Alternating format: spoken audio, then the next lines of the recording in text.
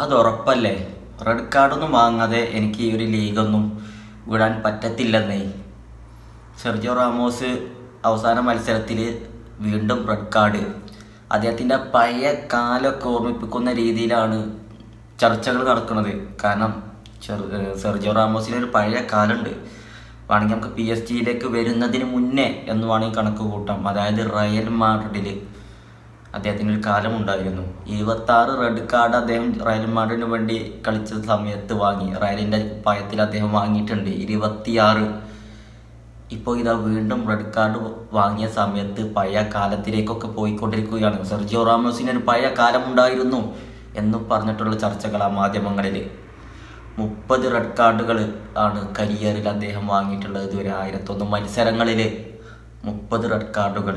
ഏറ്റവും കൂടുതൽ red card വാങ്ങിയ ഫുട്ബോൾ ചരിത്രത്തിലെ ഏക താരം ഒന്നാം സ്ഥാനത്ത് സെർജിയോ റാമോസ്. റെഡ് കാർഡ് വാങ്ങിയതാണ്, അതാണ് റെക്കോർഡ്. അതും റെക്കോർഡാണ് അല്ലേ. ഗോൾ അടിക്കുന്നതും അസിസ്റ്റ് നേടുന്നതും ട്രോഫി നേടുന്നതും മാത്രം നല്ലല്ലോ, ഇതും റെക്കോർഡല്ലേ. ഏറ്റവും കൂടുതൽ റെഡ് കാർഡ് വാങ്ങുന്നത്. ഏതായാലും അദ്ദേഹം വീണ്ടും റെഡ് കാർഡ് വാങ്ങിയ പഴയ ലെവലിലേക്ക് എത്തി. 30 റെഡ് കാർഡുകൾ, ഏറ്റവും കൂടുതൽ റെഡ് കാർഡ് വാങ്ങിയ താരം എന്ന ലെവലിൽ അദ്ദേഹം വീണ്ടും എത്തി. അദ്ദേഹം തന്നെ പറഞ്ഞ കാര്യമാണ്, റെഡ് കാർഡൊന്നും വാങ്ങാതെ എനിക്ക് ഈ ഒരു ലീഗൊന്നും വിടാൻ കഴിയില്ലേ.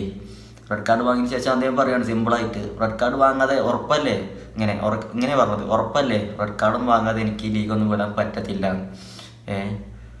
ഏതായാലും അദ്ദേഹത്തിൻ്റെ റയൽ മാഡ്രിഡിലെ സമയങ്ങൾ നമുക്ക് ഓർത്തിരിക്കാൻ ഒരുപാട് അദ്ദേഹം സംഭാവന ചെയ്തിട്ടുണ്ട് റയൽ മാഡ്രിഡിൽ പ്രത്യേകിച്ച് FC ബാഴ്സലോണ റയൽ തമ്മിലുള്ള മത്സരത്തിൽ ലയണൽ മെസ്സി റാമോസ് തമ്മിലുള്ള യുദ്ധം, അല്ലെങ്കിൽ അവർ തമ്മിലുള്ള ഫൈറ്റ് നമ്മൾ ഒരുപാട് കണ്ടതാണ് അല്ലേ. എങ്ങനെ പ്ലെയർ, മെസ്സി അല്ല ആരോ ആയിക്കോട്ടെ, അദ്ദേഹത്തിന് മുന്നിൽ വന്ന എന്ത് ചെയ്തിട്ടായാലും വേണ്ടില്ല, കുത്തി നിരത്തിയിട്ടായാലും വേണ്ടില്ല, ചോര പൊടിപ്പിച്ചിട്ടായാലും വേണ്ടില്ല, തടുത്തിരിക്കും. അതാണ് റാമോസിൻ്റെ അന്നത്തെ ഒരു ആറ്റിറ്റ്യൂഡ്. ഇപ്പോൾ കുറച്ചൊക്കെ ഒന്ന് സ്ലോ ആയിട്ടുണ്ട് ആൾ PSG വന്നതിന് ശേഷമൊക്കെ.